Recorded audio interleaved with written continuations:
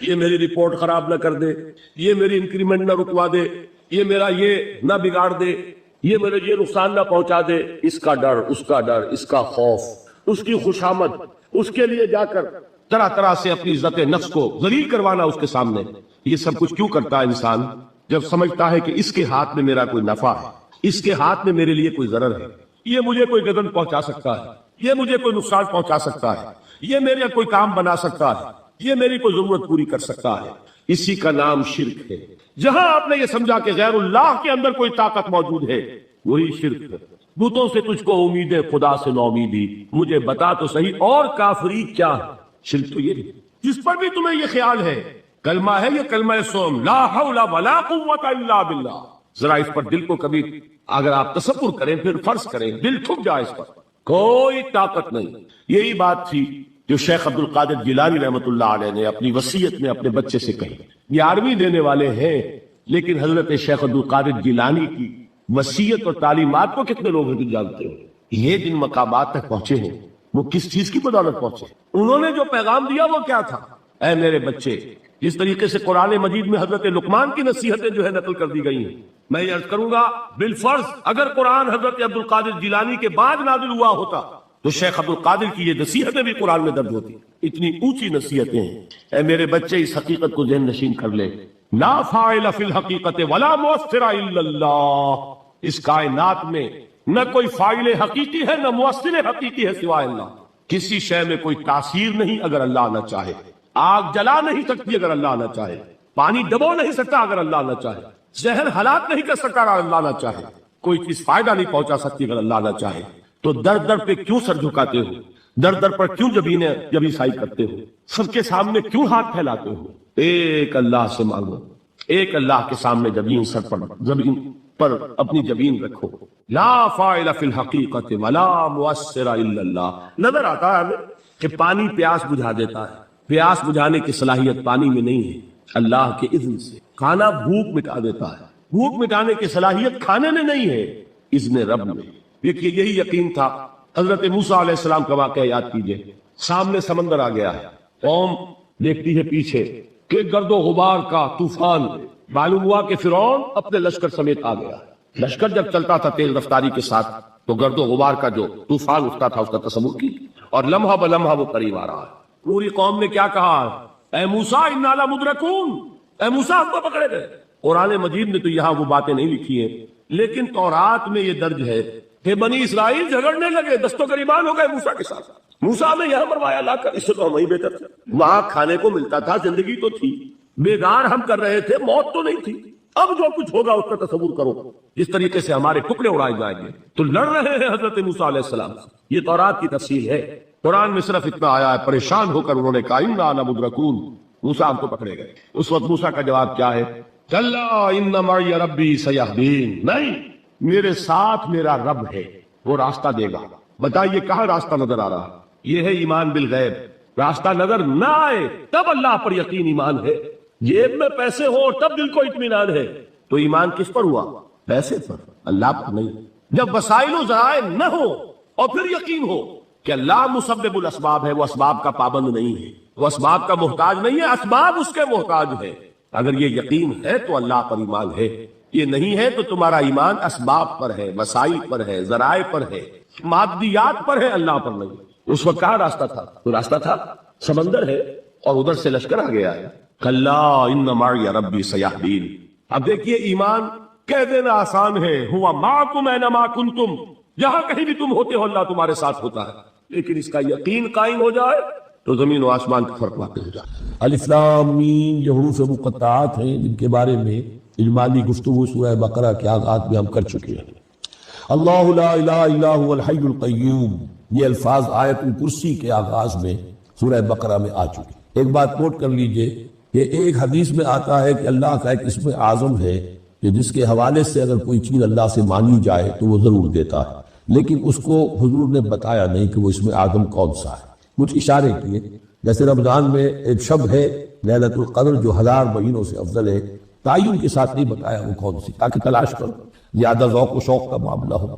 لیکن جو اشارات آپ نے کیے ہیں اس سے اندازہ ہوتا ہے، کیونکہ یہ فرمایا گیا کہ یہ 3 صورتوں میں ہے، سورہ بقرہ میں، سورہ آل عمران میں اور سورہ طٰہٰ میں وہ الفاظ الحی القیوم جو مشترک ہیں، سورہ بقرہ میں آیت الکرسی میں آئے ہیں، آل عمران بھی یہاں دوسری آیت میں موجود ہیں، اور سورہ طٰہٰ کے بھی شروع کے اندر موجود ہیں۔ نزل علیہ، میں نے جو آپ کو بڑے بڑے حکمت کے موتی اور بڑے بڑے پھول آپ کو گنوائے ہیں، آیت الآیات، آیت البر، آیت الاختلاف، اور اب یہ ہے آیت الکرسی، توحید کے عظیم ترین خزانوں میں سے یہ سیدت و آیات القرآن۔ حضور نے فرمایا یہ تمام آیات قرآنی کی سردار ہے۔ جس طریقے سے آیت بر اور سورۃ العصر میں ایک نسبت ہے کہ ہدایت اور نجات کی شرائط ساری کی ساری ایک چھوٹی سی صورت میں اللہ نے جمع کر دی، والعصر ان الانسان لفی خسر الا الذین آمنوا وعملوا الصالحات وتواصوا بالحق وتواصوا بالصبر، لیکن اس کی تفسیر ایک آیت میں آئی، وہ آیت البر ہے۔ چنانچہ جو منتخب نصاب ہم نے مرتب کیا ہے دعوت قرآن کے لیے، میں پہلا درس سورۃ العصر کا ہے اور دوسرا درس آیت البر کا ہے۔ جو نسبت سورۃ العصر میں ہے کہ وہ سورت ہے، یہ آیت ہے، لیکن اس آیت میں کئی صورتیں نکل سکتی ہیں حجم کے اعتبار سے سورۃ العصر کے برابر۔ یہی نسبت ہے سورہ اخلاص میں، 4 آیتیں، توحید کا عظیم ترین خزانہ، اور یہ آیت الکرسی، یہ آیت ہے سورہ اخلاص، اس میں 4 بن جائیں گی حجم کے اعتبار سے، لیکن اسے حضور نے سورۃ سے قرآن قرار دیا ہے۔ توحید کے موضوع پر جامع ترین سورۃ الاخلاص، لیکن توحید اور خاص طور پر توحید فی الصفات کے موضوع پر عظیم ترین آیت یہ آیت الکرسی۔ اللہ لا الہ الا ہو، اللہ وہ معبود برحق ہے جس کے سوا کوئی الہ، بڑا کیٹیگوری۔ الحی القیوم، وہ زندہ ہے از خود اور باخود، اس کی زندگی مستعار نہیں ہے۔ وہ جو کہا ہے کہ مانگ کے لائے تھے 4 دن، 2 آرزو میں کٹ گئے 2 انتظار میں، عمر دراز مانگ کے لائے تھے۔ اللہ کی زندگی ہے، اس کی از خود زندگی کسی کی دی ہوئی نہیں، اور اس زندگی میں کوئی ضعف نہیں، کوئی کمزوری نہیں، کوئی احتیاج نہیں، آگے آ جائے گا، نہ اسے نیند آتی ہے نہ اونگ آتی ہے۔ قیوم، خود اپنی جگہ وہ زندہ جاوید ہستی ہے، اور باقی ہر شے کا وجود اس کے حکم سے قائم ہے، کوئی شے قائم نہیں ہے بغیر اس کے اذن کے۔ تو گویا کہ الحد، احد اور الصمد، اللہ اپنی جگہ احد، لیکن باقی پوری کائنات کے لیے صمد، جو سورہ اخلاص میں 2 الفاظ آئے ہیں، قل هو اللہ احد اللہ الصمد۔ اللہ حی ہے اور قیوم، لا تاخذہ سنۃ ولا نوم، اس پر غالب نہیں ہو سکتی نہ نیند نہ اونگ۔ لہ ما فی السماوات و ما فی الارض، آسمان اور زمین میں جو کچھ ہے اسی کا ہے، ملکیت تامہ، ملکیت حقیقی اس کی۔ من ذا الذی یشفع عندہ الا باذنہ، کون ہے وہ جو شفاعت کر سکے اس کے پاس مگر اس کی اجازت سے۔ اب یہ مقام آیا ہے سورہ بقرہ میں پہلی مرتبہ، 3 مرتبہ کیٹیگوریکل ڈینائل کے بعد، کوئی شفاعت نہیں، کوئی شفاعت نہیں، کوئی شفاعت نہیں۔ یہاں بھی جو انداز ہے بہت ہی جلالی انداز ہے۔ من ذا الذی، کس کی یہ حیثیت ہے، کس کا یہ مقام ہے، کس کو یہ زور حاصل ہے کہ وہ اپنے اختیار کے بل پر، وہ اپنی حیثیت کی بنیاد پر شفاعت کر سکے؟ ہاں، جس کے لیے اللہ اجازت۔ استثناء کے ساتھ شفاعت کا یہاں پر پہلی مرتبہ آیا، ورنہ سورہ بقرہ کے 6 رکوع کی دوسری آیت، وَاتَّقُوا اللَّهَ وَلَا تَجْزِي نَفْسٌ عَن نَفْسٍ شَيْئًا وَلَا يُقْبَلُ مِنْهَا شَفَاعَةٌ وَلَا يُؤْخَذُ مِنْهَا عَدْلٌ وَلَا هُمْ يُنصَرُونَ۔ 15 رکوع کی دوسری آیت، وَاتَّقُوا يَوْمًا لَا تَجْزِي نَفْسٌ عَن نَفْسٍ شَيْئًا وَلَا يُقْبَلُ مِنْهَا عَدْلٌ وَلَا تَنفَعُهَا شَفَاعَةٌ وَلَا هُمْ يُنصَرُونَ۔ اور اب اس سے پہلے کی آیت میں آ چکا ہے وَلَا شَفَاعَةٌ، کوئی شفاعت مفید نہیں ہوگی، لیکن یہ اس میں ایک استثناء ہے۔ اب یہ ذرا باریک مسئلہ ہے کہ شفاعت حقہ کیا ہے، شفاعت باطلہ کیا ہے، تو دورہ ترجمہ قرآن میں اتنی تفاصیل کے ساتھ بحث نہیں کی جا سکتی، وہ ایک علیحدہ موضوع ہے۔ حال ہی میں نے اس پر اپنے درس ریکارڈ کرا دیے۔ یعلم ما بین ایدیہم وما خلفہم، وہ جانتا ہے جو کچھ ان کے سامنے اور جس کو پیچھے ہے۔ عام طور پر دنیا میں ہم سفارش کرتے ہیں تو کہتے ہیں کہ بھئی میں جانتا ہوں شخص کو بہتر، اصل میں جیسا کچھ یہ نظر آتا ہے ویسا نہیں ہے، یا جیسا کچھ فیکٹس آن دی فائل آ گئے ہیں وہ بڑے ہی ڈیسیونگ ہے، اصل حقائق کچھ اور ہیں اس کیس کے، وہ میں آپ کو بتاتا ہوں۔ یہ بات اللہ کے سامنے کون کہہ سکتا ہے، جبکہ اللہ تو جانتا ہے جو کچھ ان کے سامنے، جو کچھ ان کے پیچھے ہے، اور ان کا حال یہ وَلَا يُحِيطُونَ بِشَيْءٍ مِّنْ عِلْمِهِ إِلَّا بِمَا شَاءَ، اور وہ احاطہ کر نہیں سکتے اللہ کے علم سے کسی شے کا سوائے اس کے جو اللہ چاہے۔ باقی ہر ایک کے پاس علم جو ہے اللہ کا عطائی علم ہے، دیا ہوا علم ہے، محدود علم ہے، بڑے سے بڑا رسول ہو، بڑے سے بڑا ولی ہو، بڑے سے بڑا فرشتہ ہو۔ لا علم لنا الا ما علمتنا، ہم پڑھائے 4 رکوع میں، تو کون کہہ سکتا؟ من ذا الذی یشفع عنده الا باذنہ یعلم ما بین ایدیہم وما خلفہم ولا یحیطون بشیء من علمہ الا بما شاء وسع کرسیہ السماوات والارض، اس کی کرسی تمام آسمانوں اور زمین کو محیط۔ اب کرسی کے 2 مفہوم یہاں ہو سکتے ہیں، یہ کہ اس میں معنی مراد ہے، یعنی اس کا اقتدار، اس کی قدرت، اس کا جبر، اس کا اختیار، یہ اتھارٹی، پوری کائنات کو۔ یہ بھی ہو سکتا ہے کہ اللہ تعالیٰ کے لیے ہم نہیں جان سکتے، یہ آیات متشابہات میں سے ہے کہ کوئی شے بھی ہو واقعتاً جس کو ہم اسے کرسی کہہ سکتے، عرش، کرسی، ان سب کے بارے میں یہ دونوں باتیں ذہن میں رکھیے۔ یہ بھی ہو سکتا ہے کہ ان کی کوئی مجسم حقیقت ہو جو ہمارے ذہن سے، ہمارے تخیل سے ماورا ہے، اور یہ بھی ہو سکتا ہے اس سے استعارہ مراد، اس کا اقتدار و اختیار آسمانوں اور زمین پر چھایا ہوا ہے۔ اس وقت یہ ہے کہ اصل نماز یہی ہے، یہ سورہ فاتحہ۔ چنانچہ میں آپ کو حدیث سنا رہا ہوں جو صحیح بخاری میں بھی ہے، صحیح مسلم میں بھی ہے، جامع ترمذی میں بھی ہے، سنن ابی داؤد میں بھی ہے، سنن نسائی میں بھی ہے، اور بہت سی کتابوں میں موجود۔ اور یہ عن عبادہ بن صامت رضی اللہ تعالی عنہ، حضرت عبادہ بن صامت سے مرفوعا کہ حضور نے فرمایا لا صلاۃ لمن لم یقرأ بفاتحۃ الکتاب، اس شخص کی کوئی نماز نہیں ہے جس نے کہ سورہ فاتحہ کی تلاوت نہیں کی۔ اب اس سے ہمارے ہاں ایک بڑا اختلاف پیدا ہوا، وہ نوٹ کر لیجیے۔ ایک رائے یہ ہے، آپ اگر علیحدہ نماز پڑھ رہے ہیں تو ظاہر بات ہے کہ آپ کو ہر رکعت میں خود پڑھنی ہی پڑھنی ہے سورہ فاتحہ۔ جب باجماعت پڑھ رہے ہیں اب کیا شکل، امام پڑھ رہا ہے سورہ فاتحہ تو کیا مقتدی کو بھی پڑھنی چاہیے؟ اس حدیث میں جو الفاظ کی شدت ہے اس کی بنا پر رجحان یہ ہوتا ہے کہ یقیناً اس صورت میں ہر شخص لا صلاۃ لمن لم یقرأ بفاتحۃ الکتاب، جس نے کہ فاتحہ کی تلاوت نہیں کی، قرات نہیں کی، ان کی کوئی نماز ہی نہیں۔ تو یہ موقف ہے امام شافعی کا، یہی مسلک ہے ہمارے اہل حدیث بھائیوں کا کہ آپ چاہے اکیلے نماز پڑھ رہے ہو، چاہے امام کے پیچھے پڑھ رہے ہو، اور چاہے امام جو ہے وہ جہری رکعت پڑھا رہا ہے اور چاہے سری رکعت پڑھا رہا ہے۔ خاموشی والی رکعت سورہ، آپ کو معلوم ہے کہ نماز جو زور اور عصر کی ہے تو چاروں رکعتیں جو ہے وہ سری ہے، مغرب کے اندر آ کر دو جہری ہیں ایک سری ہے، عشاء میں آ کر دو جہری ہیں دو سری ہیں، سورہ اور نماز فجر کے اندر دونوں جو ہیں وہ جہری ہے۔ تو چاہے جہری ہو چاہے سری ہو، آپ کو بھی لازماً جو مقتدی ہے اسے بھی سورہ فاتحہ پڑھنی ہوگی۔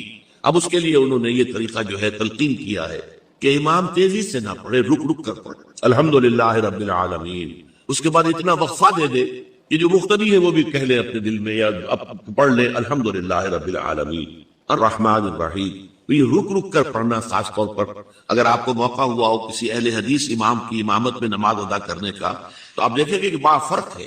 ہمارے جو حنفی امام الحمدللہ رب العالمین الرحمن الرحیم مالک یوم الدین ایاک نعبد و ایاک نستعین، چار آیتیں جو ہے وہ بھی ایک ساتھ میں پڑھ جائیں گے، لیکن یہ کہ عام طور پر جو اہل حدیث حضرات ہیں وہ رک رک کر ٹھہر ٹھہر کر پڑھتے ہیں، ترتیل کے انداز میں پڑھتے ہیں۔ یا پھر دوسری شکل انہوں نے ایک اور کی، یہ آپ سعودی عرب میں جب کبھی نماز پڑھیں گے اور آپ پڑھی ہو آپ نے، تو وہاں آپ دیکھیں گے کہ امام جو ہے وہ سورہ فاتحہ پڑھنے کے بعد کوئی ایک منٹ جو ہے خاموش ہے، تاکہ آپ اب جو مقتدی ہیں وہ اس وقفے میں وہ اب سورہ فاتحہ پڑھ لیں، پھر وہ قرات کرے گا، کوئی اور آیات اس نے شامل کرنی ہے تو بعد میں شروع کرے گا، درمیان میں وقفہ ہوگا۔ لیکن ایک مسلک یہ ہے، اور یہ مسلک جو ہے یہ در حقیقت قرآن مجید کی ایک آیت کے اوپر مبنی ہے۔ سورہ اعراف کے آخر میں فرمایا گیا وَإِذَا قُرِئَ الْقُرْآنُ فَاسْتَمِعُوا لَهُ وَأَنصِتُوا، جب قرآن پڑھا جا رہا ہو تو توجہ سے اسے سنو، خود خاموش رہو۔ اب یہ قرآن مجید کی آیت ہے۔ اس کے بنا پر ایک رائے یہ ہے کہ آپ امام کے پیچھے سورہ فاتحہ نہیں پڑھیں، پڑھا جا رہا ہے سنو اس کو، خود خاموش رہو۔ اور اس کے لیے وہ دلیل دیتے ہیں کہ یہ شکل ایک وفد کی سی ہے، جیسے کسی بڑی شخصیت کے پاس اگر آپ کا کوئی وفد جاتا ہے، 8-10 افراد ہیں، ان میں اسپوکس مین ایک ہوتا ہے، وہ بات کرتا ہے، باقی سب لوگ موجود رہتے ہیں، سنتے ہیں۔ اسی طریقے سے امام جو ہے وہ گویا کہ آپ کا نمائندہ ہے، اور وہ پڑھ رہا ہے الحمدللہ رب العالمین الرحمن الرحیم مالک یوم الدین، تو امام کی قرات ہی آپ کی بھی قرات ہو، گویا کہ اس آیت سے، اس حدیث سے اختلاف نہیں ہے، اس کی تعبیر سے اختلاف ہے کہ امام کا قرات کر لینا در حقیقت مقتدیوں کی طرف سے بھی قرات۔ اس میں جو حنفی مسلک ہے وہ بہت سخت ہے، اور وہ یہ ہے کہ چاہے سری نماز ہو اور چاہے جہری ہو، ہر کسی بھی حالت میں مقتدی جو ہے وہ سورہ فاتحہ نہیں پڑھے۔ اب اس میں ذرا سا سوال پیدا ہوتا ہے کہ جہری رکعت میں تو اس آیت کا اطلاق ہو جائے گا کہ وَإِذَا قُرِئَ الْقُرْآنُ فَاسْتَمِعُوا لَهُ وَأَنصِتُوا، سری میں تو اس آیت کا اطلاق نہیں ہوتا۔ بہرحال یہ مسلک ہے امام شافعی کا، ایک انتہا پر ہے، ہر صورت میں سری ہو یا جہری ہو آپ کو پڑھنی ہی پڑھنی ہے، اور امام ابو حنیفہ دوسری انتہا پر ہے کہ چاہے سری ہو چاہے جاری ہو کسی شکل میں نہیں پڑھتا۔ امام مالک کا مسلک ہے درمیان میں، اور میں اس میں کوئی جھجک محسوس نہیں کرتا کہ میں آپ کے سامنے عرض کر دوں کہ میں اس پر عمل پیرا ہوں۔ وہ کیا ہے؟ جہری نماز میں خاموش رہو اور سنو، اس آیت کا اطلاق ہو جائے گا جب بلند آواز سے پڑھ رہا ہے امام تو پوری توجہ، فَاسْتَمِعُوا لَهُ، اپنی پوری توجہ کو اس کے سننے کے اوپر مرکوز کر دو اور خود خاموش ہو۔ سری رکعت میں البتہ جبکہ وہ بھی خاموشی سے پڑھ رہا، آپ بھی خاموش۔ بہرحال ان چیزوں میں نے یہ سب کچھ بیان کیا ہے تو اس سے جو میرا مقصود ہے وہ یہ ہے کہ معلوم ہو جائے کہ اس میں کوئی بڑی بنیادی بات نہیں ہے، نہ یہ کہ جو حنفی ہیں وہ اس حدیث کا انکار کرتے ہوں کہ لا صلاۃ لمن لم یقرأ بفاتحۃ الکتاب، کیسے وہ انکار کریں گے؟ اور نہ ہی کوئی جو حنبلی ہے یا اہل حدیث ہے وہ قرآن کی اس آیت کا اختلاف کر سکتا ہے کہ اذا قرئ القرآن فاستمعوا له وانصتوا، لیکن یہ کہ اس کے پھر اس سے جو احکام کا استنباط ہے اس میں اختلاف ہو جاتا ہے، تو اس کو نہیں سمجھنا چاہیے کہ یہ کوئی بہت بڑی اہمیت والی بات ہے۔ جماعت کے جو فرض نماز ہے اصل اہمیت ہمارے ہاں عام طور پر مذہبی حلقوں میں اور خاص طور پر جو ذرا متصوفانہ انداز کے رنگ کے لوگ ہوتے وہ فرض کو تو بس ایسے ہی ادا کر لیتے ہیں جیسے بس اس کی کوئی اہمیت نہیں، بلکہ بعض لوگ وہ بھی ہیں کہ وہ فرض کو تب کر دیتے ہیں، نوافل پر سارا زور، صرف رات کی نماز پر زور دیا جا رہا ہے، فرض نمازوں یہ ہم نے دیکھے ہیں ایسے لوگ بالفعل دیکھے۔ یہ تمام چیزیں جو ہیں در حقیقت اس پھر راہ نبوت سے انسان کو ہٹا دینے والی، فرض کتنا فرض، نفل کتنا، نوافل کے بارے میں جو ہے شریعت سے ثابت ہے، وہ تہجد بھی نافلۃ لک، حضور کے لیے تو لازم تھی، باقی کے لیے لازم نہیں ہے، جو قیام اللیل شروع میں تھا وہ لازم نہیں ہے۔ ہاں رمضان مبارک میں اس کی تشریف ہے، ترغیب، وہ خاص ایک مہینہ ہے، اس میں دن میں کھانا پینا جو ہے وہ حرام کیا گیا، تو رات کو 2/3 رات یا 1/3 کم سے کم 1/3 رات جاگو اللہ کے قرآن کے ساتھ، اللہ کی کتاب کے ساتھ۔ تو یہ اصل میں جو توازن ہے یہ جو ہے بہت ضروری۔ ارأیت اذا صلیت الصلوات مکتوبات، حضور آپ نے دیکھا، غور فرمائیے کہ اگر میں جو فرض نمازیں ہیں وہ ادا کروں، اب مثلا ایک حدیث مجھے اور یاد آئی، فرض نماز کی اہمیت کو بیان کرنے کی حضور نے فرمایا جس شخص نے عشاء کی نماز بھی جماعت کے ساتھ ادا کی اور پھر فجر کی نماز بھی جماعت کے ساتھ ادا کی، اس کے لیے پوری رات کا قیام لکھ دیا ہے، فرض کی ہے۔ تو اذا صلیت المکتوبات، صلوات المکتوبات وصمت رمضان، اور میں روزہ بھی رمضان کے روزے رکھ لوں، باقی روزہ رکھنا آپ کی مرضی پر ہے، رکھیں ٹھیک ہے، لیکن وہ لازم نہیں ہے۔ نجات کے لیے لازم جو بیس لائن ہے وہ جو عبادات فرض، اس کے بعد جتنا آدمی اضافہ کر سکے، حالات کو بھی دیکھیں، بعض حالات ایسے ہوں گے کہ اس میں اصل اہمیت جہاد کی ہو جائے گی، قتال کی ہو جائے، اب ایسا حال بھی ہو سکتا ہے کہ اسلامی نظام قائم ہے، اسلامی حکومت قائم ہے، نظام خلافت قائم ہے، تو اب قتال کا معاملہ جو وہ حکومت کے ذمہ ہے، حکومت انتظام کرے گی۔ اگر کہیں 10,000 آدمی چاہیے، 10,000 آدمی نکل آئے جانے کے لیے، تو باقی آرام سے گھر میں سوئیں یا نوافل پڑھیں، ساری رات کھڑے رہے، ٹھیک ہے، یہ تقرب بالنوافل کا موقع ہوگا۔ لیکن اگر اللہ کا دین جو ہے وہ مغلوب ہے، پامال ہے، اسے پاؤں تلے رودا جا رہا ہے، شریعت کی دھجیاں بکھیری جا رہی ہیں، عوامر کا استہزاء ہو رہا ہے، اور جو منکرات ہیں ان کی تبلیغ ہو رہی ہے، اس وقت آدمی نوافل پہ لگا رہے، وہاں تو فرض ہو جائے گا، امر بالمعروف نہی عن المنکر، جہاد، اس کی جو بھی تقاضے ہو، اس وقت سارے تقاضے اس کو بیان کرنے کا موقع نہیں ہے، اس اصل سے کو اس فرض کو ترک کر کے نوافل میں لگیں گے، یہ نوافل منہ پر دے مارے جائے۔ اس کو بہت زیادہ نمایاں کرنے کے لیے میں مثال دیتا ہوں، ذرا سوچئے، جب دامن احد میں معرکہ جاری تھا اور صحابہ کی جان پر بنی ہوئی، خود حضور کی جان پر بنی ہوئی تھی، آپ کو معلوم آپ زخمی ہوئے ہیں اور اتنا خون آپ کا بہہ گیا ہے کہ آپ بے ہوش ہو گئے ہیں اور خبر ہو گئی کہ آپ کا انتقال ہو گیا، شہید ہو گئے۔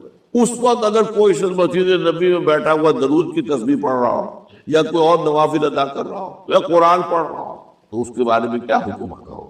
پکا منافق، حالانکہ کام تو وہ اچھے کر رہا۔ درود کی کتنی فضیلت آئی ہے، اور نوافل ہے یا قرآن کا پڑھنے کا ایک ایک حرف کا 10 نیکیوں کا ثواب ہے۔ اس وقت یہ ہے کہ اصل نماز یہی ہے، یہ سورہ فاتحہ۔ چنانچہ میں آپ کو حدیث سنا رہا ہوں جو صحیح بخاری میں بھی ہے، صحیح مسلم میں بھی ہے، جامع ترمذی میں بھی ہے، سنن ابی داؤد میں بھی ہے، سنن نسائی میں بھی ہے، اور بہت سی کتابوں میں موجود۔ اور یہ عن عبادہ بن صامت رضی اللہ تعالی عنہ، حضرت عبادہ بن صامت سے ہے مرفوعا کہ حضور نے فرمایا لا صلاۃ لمن لم یقرأ بفاتحۃ الکتاب، اس شخص کی کوئی نماز نہیں ہے جس نے کہ سورہ فاتحہ کی تلاوت نہیں کی۔ اب اس سے ہمارے ہاں ایک بڑا اختلاف پیدا ہوا، وہ نوٹ کر لیجیے۔ ایک رائے یہ ہے، آپ اگر علیحدہ نماز پڑھ رہے ہیں تو ظاہر بات ہے کہ آپ کو ہر رکعت میں خود پڑھنی ہی پڑھنی ہے سورہ فاتحہ۔ جب باجماعت پڑھ رہے ہیں، اب کیا شکل، امام پڑھ رہا ہے سورہ فاتحہ تو کیا مقتدی کو بھی پڑھنی چاہیے؟ اس حدیث میں جو الفاظ کی شدت ہے اس کی بنا پر رجحان یہ ہوتا ہے کہ یقیناً اس صورت میں ہر شخص لا صلاۃ لمن لم یقرأ بفاتحۃ الکتاب، جس نے کہ فاتحہ کی تلاوت نہیں کی، قرات نہیں کی، ان کی کوئی نماز ہی نہیں۔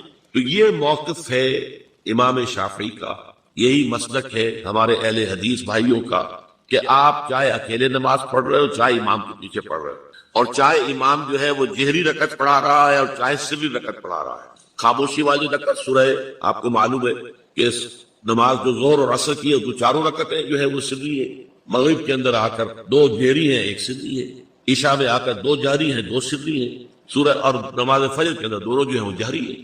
تو چاہے جہری ہو چاہے سری، آپ کو بھی لازماً جو مقتدی ہے اسے بھی سورہ فاتحہ پڑھنی ہوگی۔ اب اس کے لیے انہوں نے یہ طریقہ جو ہے تلقین کیا ہے کہ امام تیزی سے نہ پڑھے، رک رک کر پڑھے الحمدللہ رب العالمین، اس کے بعد اتنا وقفہ دے دے کہ جو مقتدی ہے وہ بھی کہہ لے اپنے دل میں یا اب پڑھ لے الحمدللہ رب العالمین الرحمن الرحیم۔ تو یہ رک رک کر پڑھنا، خاص طور پر اگر آپ کو موقع ہوا ہو کسی اہل حدیث امام کی امامت میں نماز ادا کرنے کا، تو آپ دیکھیں گے کہ بڑا فرق ہے۔ ہمارے جو حنفی امام الحمدللہ رب العالمین الرحمن الرحیم مالک یوم الدین ایاک نعبد و ایاک نستعین، 4 آیتیں جو ہے وہ بھی ایک سانس میں پڑھ جائیں گی، لیکن یہ کہ عام طور پر جو اہل حدیث حضرات ہیں وہ رک رک کر ٹھہر ٹھہر کر پڑھتے ہیں، ترتیل کے انداز میں پڑھتے ہیں۔ یا پھر دوسری شکل انہوں نے ایک اور کی، یہ آپ سعودی عرب میں جب کبھی نماز پڑھیں گے اور آپ پڑھی ہو آپ نے، تو وہاں آپ دیکھیں گے کہ امام جو ہے وہ سورہ فاتحہ پڑھنے کے بعد تو 1 منٹ جو ہے خاموش ہے، تاکہ آپ اب جو مقتدی ہیں وہ اس وقفے میں وہ اب سورہ فاتحہ پڑھ لیں، پھر وہ قرات کرے گا، کوئی اور آیات اس نے شامل کرنی ہے تو بعد میں شروع کرے گا، درمیان میں وقفہ ہوگا۔ لیکن ایک مسلک یہ، اور یہ مسلک جو ہے یہ در حقیقت قرآن مجید کی ایک آیت کے اوپر مبنی ہے۔ سورہ اعراف کے آخر میں فرمایا گیا وَإِذَا قُرِئَ الْقُرْآنُ فَاسْتَمِعُوا لَهُ وَأَنصِتُوا، جب قرآن پڑھا جا رہا ہو تو توجہ سے اسے سنو، خود خاموش رہو۔ اب یہ قرآن مجید کی آیت ہے، اس کے بنا پر ایک رائے یہ ہے کہ آپ امام کے پیچھے سورہ فاتحہ نہیں پڑھے، پڑھا جا رہا ہے سنو، خود خاموش رہو۔ اور اس کے لیے وہ دلیل دیتے ہیں کہ یہ شکل ایک وفد کی سی ہے، جیسے کسی بڑی شخصیت کے پاس اگر آپ کا کوئی وفد جاتا ہے، 8-10 افراد ہیں، ان میں اسپوکس مین ایک ہوتا ہے، وہ بات کرتا ہے، باقی سب لوگ موجود رہتے ہیں، سنتے ہیں۔ اسی طریقے سے امام جو ہے وہ گویا کہ آپ کا نمائندہ ہے اور وہ پڑھ رہا ہے الحمدللہ رب العالمین الرحمن الرحیم مالک یوم الدین، تو امام کی قرات ہی آپ کی بھی قرات ہو گئی۔ گویا کہ اس آیت سے، اس حدیث سے اختلاف نہیں ہے، اس کی تعبیر سے اختلاف ہے کہ امام کا قرات کر لینا در حقیقت مقتدیوں کی طرف سے بھی قرات۔ اس میں جو حنفی مسلک ہے وہ بہت سخت ہے، اور وہ یہ ہے کہ چاہے سری نماز ہو اور چاہے جہری ہو، ہر کسی بھی حالت میں مقتدی جو ہے وہ سورہ فاتحہ نہیں پڑھے۔ اب اس میں ذرا سا سوال پیدا ہوتا ہے کہ جہری رکعت میں تو اس آیت کا اطلاق ہو جائے گا کہ وَإِذَا قُرِئَ الْقُرْآنُ فَاسْتَمِعُوا لَهُ وَأَنصِتُوا، سری میں تو اس آیت کا اطلاق نہیں ہوتا۔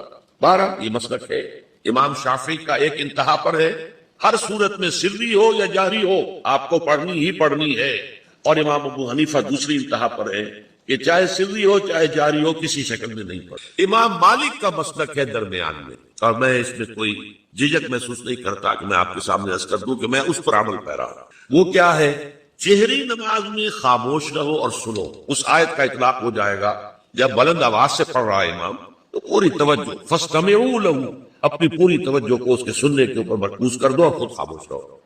سری رکعت میں البتہ جبکہ وہ بھی خاموشی سے پڑھ رہا، آپ بھی خاموشی سے پڑھ رہے۔ بہرحال ان چیزوں میں نے یہ سب کچھ بیان کیا ہے تو اس سے جو میرا مقصود ہے وہ یہ ہے کہ معلوم ہو جائے کہ اس میں کوئی بڑی بنیادی بات نہیں ہے، نہ یہ کہ جو حنفی ہیں وہ اس حدیث کا انکار کرتے ہیں کہ لا صلاۃ لمن لم یقرأ بفاتحۃ الکتاب، کیسے وہ انکار کریں گے، اور نہ ہی کوئی جو حنبلی ہے یا اہل حدیث ہے وہ قرآن کی اس آیت کا اختلاف جو ہے وہ اختلاف کر سکتا ہے کہ اذا قرئ القرآن فاستمعوا له وانصتوا، لیکن یہ کہ اس کے پھر اس سے جو احکام کا استنباط ہے اس میں اختلاف ہو جاتا ہے، تو اس کو نہیں سمجھنا چاہیے کہ یہ کوئی بہت بڑی اہمیت والی بات ہے۔ جب اللہ سے دعا کی جاتی ہے تو عام طور پر کہتے ہیں اللہ اپنے حبیب کے صدقے میں ہمیں سیدھی راہ دکھائے، اس کا موجودہ دور کے حوالے سے